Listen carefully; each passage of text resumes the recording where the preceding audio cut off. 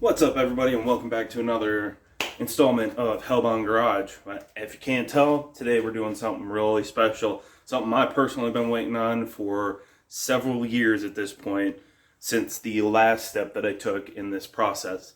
There's a few things that need to be done first, so let me show you what those things are. You will have to apologize if any of the angles. Space is a little tight in here. If you can tell behind me, I still have a bunch of plastic set up, and that's because at the last video of the Datsun, I was finishing up spraying epoxy primer on the inside of the vehicle, and because of what we're doing next, it's just best to leave the plastic up to make sure that we don't get stuff absolutely everywhere. But as you can tell with the car, there's some lines still hanging off the car. There's a few little bits and pieces that are still on the car that need to come off before we can actually start with the next process. There's also some welding. Primarily this bar right here. This is the new radiator support, and because of how it's welded and what it's made of, I should be able to use that as a solid jack point for the entire front end of the car without ever having to worry about it collapse, because it is some thicker material and some bigger material.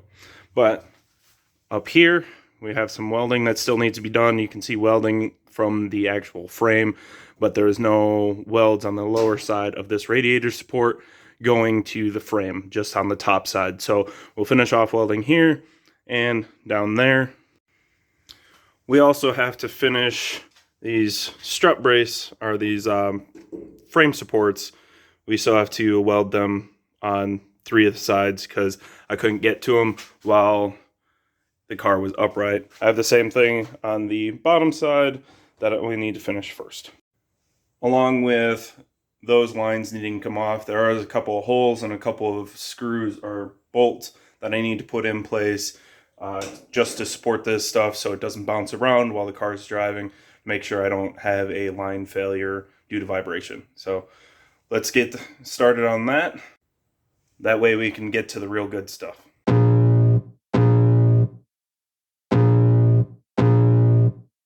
I can feel the blood creeping up from the heathens. Got will, got fight, got pride, got reason. If they wanna go eat, then you know I'm gon' feed them. If you're coming for me, hope you're ready for a demon. I got eyes in the back of my head, I'm seeing. Take me for granted and you know I'm leaving. I'ma take what's mine with the webs I'm weaving. I could take this crowd from seeing to believing. Got a taste for blood and my tongue keeps bleeding from the words I spit. So sharp, so freezing, so cold. Behold, frostbite they feeling. I could tear you apart or I could go heal them. Don't believe in fate, don't believe in ceilings. I just need a taste and my mind starts peeling. I don't pace myself, I grind on kneeling. Got lust for change, I just love the feeling.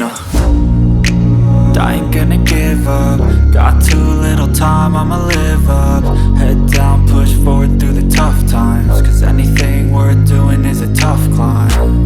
And I ain't gonna give up. Got too little time, I'ma live up.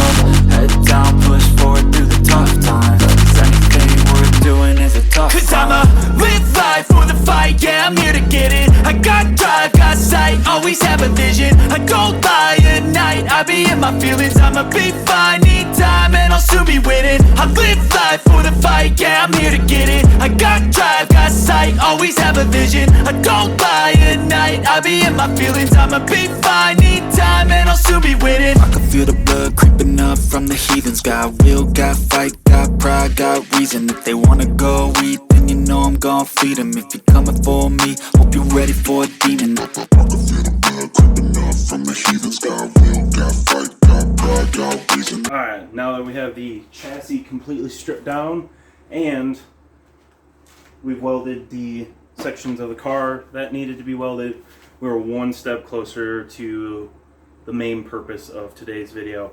And today's purpose, or this video's purpose, is this guy right here. I don't know if you can see it, but this is Raptor coating, or Raptor bed liner. Now, unlike the can that you saw me try and use in the video with the wiper cowl area, this is the legit stuff. This is their 2-part bed liner, and this stuff is amazing. This is just like Herculiner or better. This is just like Linex, if not better. It's along that same quality of product.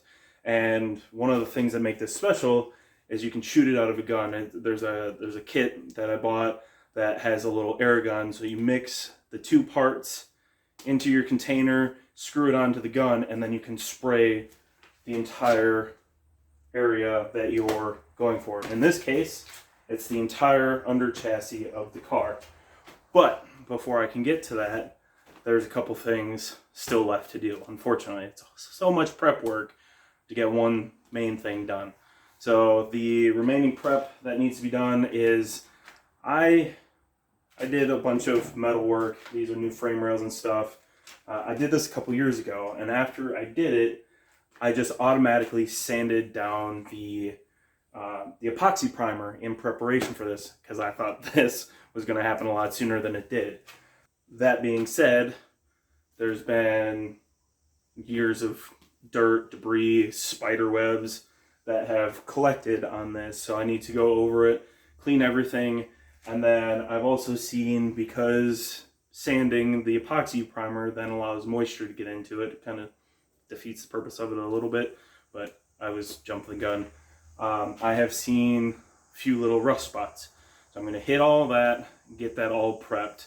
Now the front of the car, looking at it, it looks like I didn't notice it before, but there are some areas that were seam sealed, and that seam sealer has degraded over time, and what was left may have been blasted off in the blaster.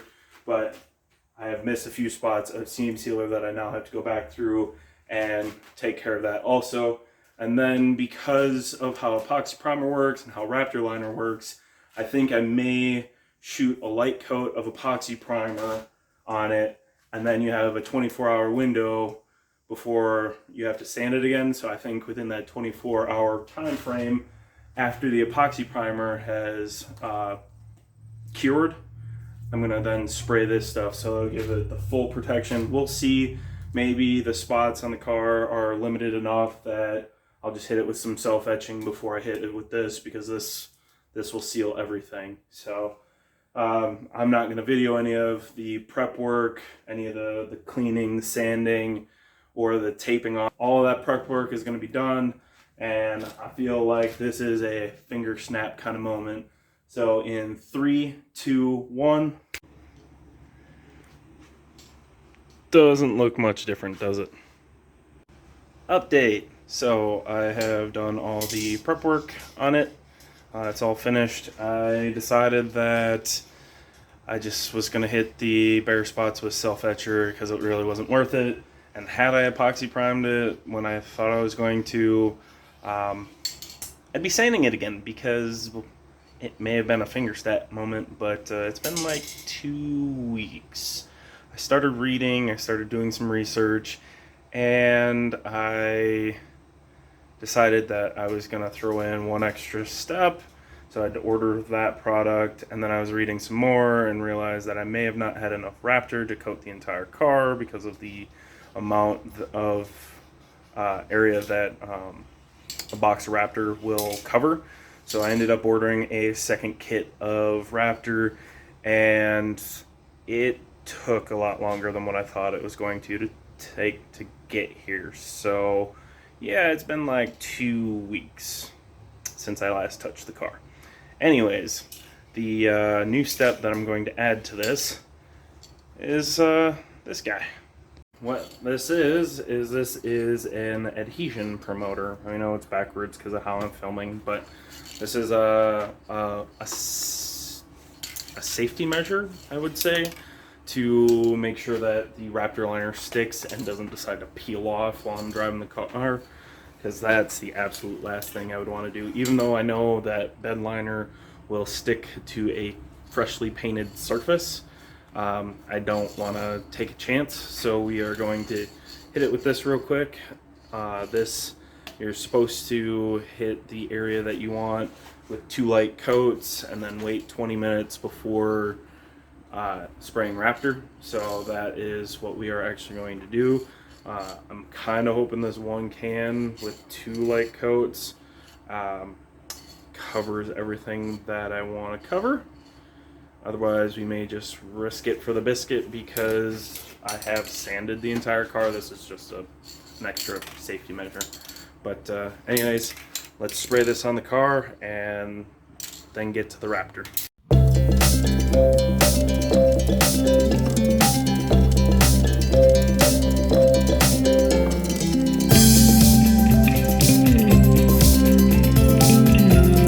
Alright, so we have sprayed the the adhesion promoter. Jeez. Anyways, we've sprayed the adhesion promoter. We've let it dry. Now it's time to actually start spraying the Raptor. Now, like I said before, I bought 2 kits worth of this stuff, and each kit actually came with a different spray gun. So you've got this style of spray gun, and then you've got this style of spray gun. So the kit that has this in it should be better. This is an adjustable tip, unlike your just your regular tip, and as well this comes with a regulator. My regulator, the threads on the end of it were actually a little marred. It may be just luck of the draw, or it may just be the overall quality. I'm not really sure, but this kit costs the same as this kit. This one actually might have cost a little less, and you just have to shop around. Now, this is the kit that took longer to get here than what I thought it was going to take, but you know, it is what it is, and if this makes it easier than this thing, then well, I'm willing to wait that time. The other thing is, so we got the Raptor. This is the actual like stuff, but you also have your hardener, so that makes the 2-part. You're supposed to put 8 ounces of this in every bottle of this, and then shake it up, and then you can spray. So we'll get to that stage, and we'll start spraying, and cue the time lapse.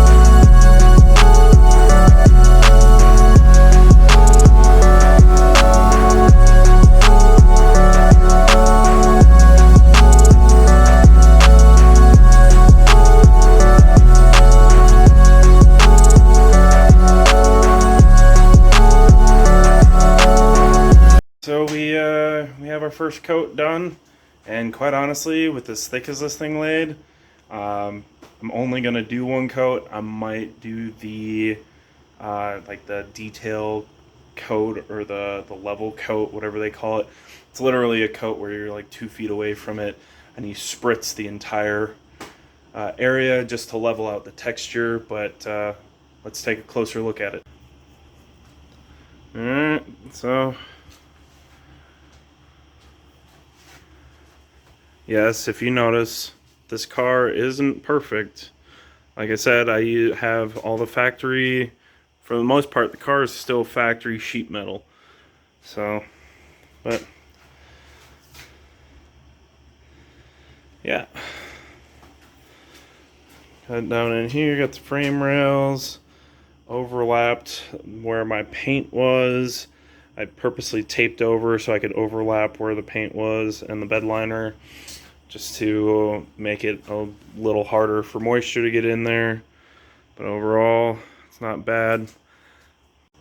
This has been drying for an hour at this point, so just because I got a little bit left in a bottle that's gonna go to waste if I don't use it, I think I'm gonna spray it with the texture coat. Just real quick, if I run out, I run out. I'm not gonna mix up another bottle because I still have 2 bottles left. I ended up using 6 bottles on this, but I also did, I did the front fender area and everything else. So it's a lot of so's in this one. Anyways, let's spray the texture coat, and then we're gonna call it good after that.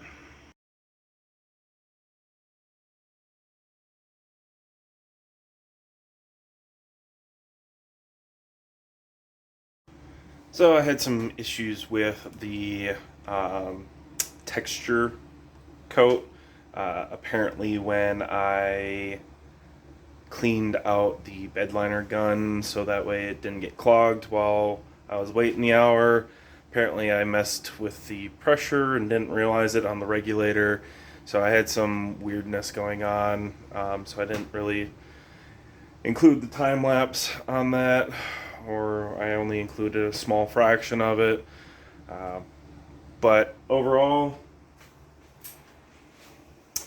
as you can tell,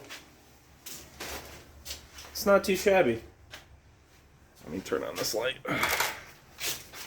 Overall, not too shabby. It turned out pretty good. I got a little overzealous and didn't video any of it, but I took it and unmasked everything. All these spaces like this that are still the epoxy primer, or whatever coat may be underneath. I'm just going to hit that with some black to cover it up and make sure everything's sealed. But let me show you this real quick. Sorry. Ow. Woo. Sorry. There's a lot of stuff on the floor now that I decided to unmask everything. So the garage definitely needs to be cleaned up. But if you can see, got the nice lines. All my taping actually worked out pretty well. So overall, I'm really happy. I can definitely see why people complain about that texture coat. And if it was on an exterior panel, I would definitely would have used a full bottle of the Raptor to get a good texture, because it definitely does come out splotchy, and spacing is definitely a thing, just like with normal paint, because you do get buildup wherever you screw up. So, but overall, super happy. Still 10 times better than what was here before, which at this point was 3 years ago, but that coating was trash. So now I got a nice coating on here, and I know that I have some things in the future that I want to do, including these guys right here. I kind of knew about it, but in a previous video when I put this car on the rotisserie, I dropped the car on the ground and thought I got away without any issues. Well, I ended up banging it on the rear quarters on both sides. I banged out the other side, it was worse, but it also showed a little bit more rust in some areas that I didn't really know about, but I have some kind of an idea what I want to do with this panel. So I think that's gonna do it for this one. I have got to get this garage all cleaned up.